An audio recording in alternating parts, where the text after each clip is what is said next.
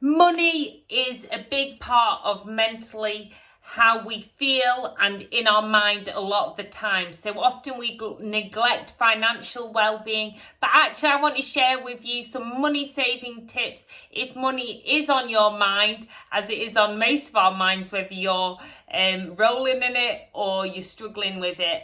I wanted to share some tips that I've learned. Now, to start with, I know I've just shoved this on right now just to show you my All Saints top from a charity shop. Again, going to a good cause, and you can go and not just save the planet, help charities and find some awesome stuff in charity shops. You can just give it a good wash, and honestly, it's so much better for the environment to actually, let's start sharing those charity shop finds, because they're so important as well. Not just kind of fast fashion and what we think is trending. No, what it should be trendy is charity shop finds. So let's get them trending. Also, looking out in your local community for, are there allotments locally that sell some veg that you could buy from, and also it'd be better veg for you, power packed veg, and that's naturally produced and locally produced, as well as funding a charity and helping a mission or a social enterprise. Such a good way to get your fruit and veg if you can.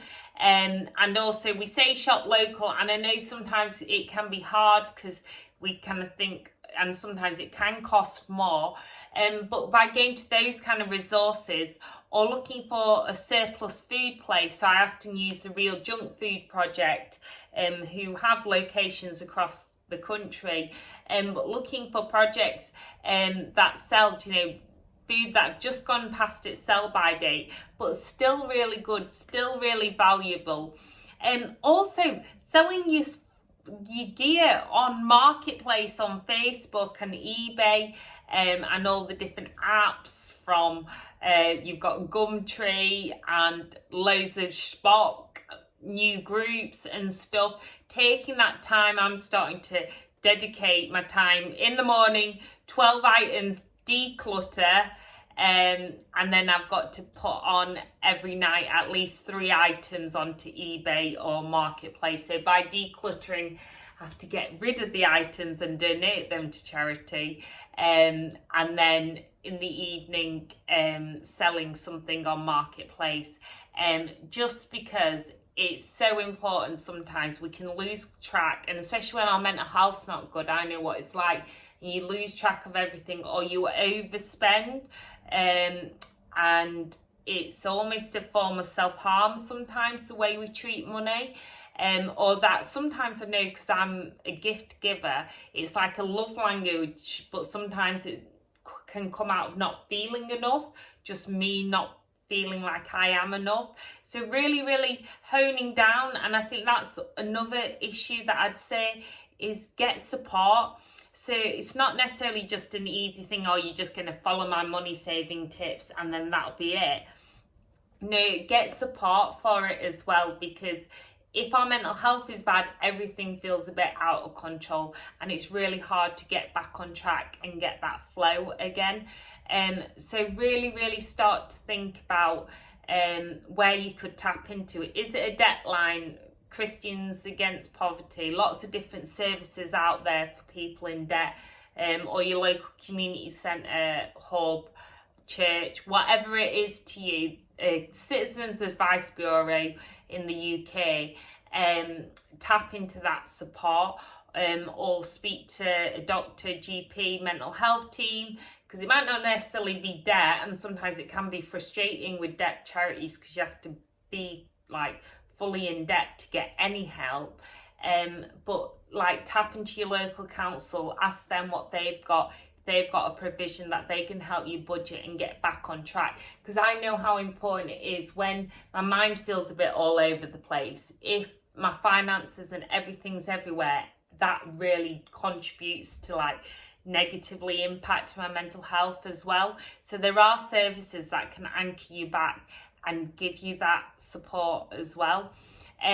Also, look at sharing. So they don't do as many now since the pandemic, but clothes swaps, but it can be with loved ones or friends.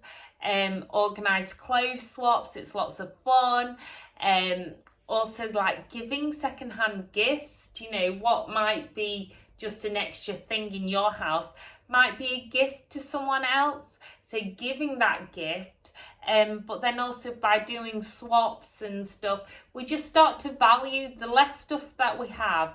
We start to value things a lot more, and we start to really reflect on what we actually need, whereas we can get over accumulate. And I'm talking about this because I'm guilty of this as well. Where you're always trying to overcompensate or buy this latest shiny gadget. But I really do encourage you to take a pause before you click buy, because it's getting hard to return everything now when you get a bit carried away. And then just think, okay, I have to get rid of something to be able to buy this, or I have to sell something. And even having a shopping fund, you know, like a leisurely shopping fund that's made up of items you've flogged online, whatever it works like for you. But I do encourage you first and foremost to get support as well. Get that professional support. I'm just someone who learns the hard way. But most of all, reach out, get that support. You're not alone. You wouldn't believe the amount of people who struggle with finances, or just controlling their money aspects of life and their financial well-being. So if you've got any tips, I'd love you to share them with me on social media at The Sparkle Coach. Send you lots of peace, love and shimmies. Bonus points if you manage to tag me in on Twitter, Instagram, Facebook in some nice photos of charity shop finds. Oh, Poundland tree there, Poundland duck for Christmas as well. And yeah, I've still not got the latest TV down here. But again, when I'm able to save up for that, I'll really, really appreciate it. So try not to get caught on finance and feeling like you're not enough. We need to take that time to work on ourselves and our self-esteem. And I can promise you that overspending on loved ones and people might give you an instant sense, but actually in the long run it won't. So sending you so much peace, love and shimmies again.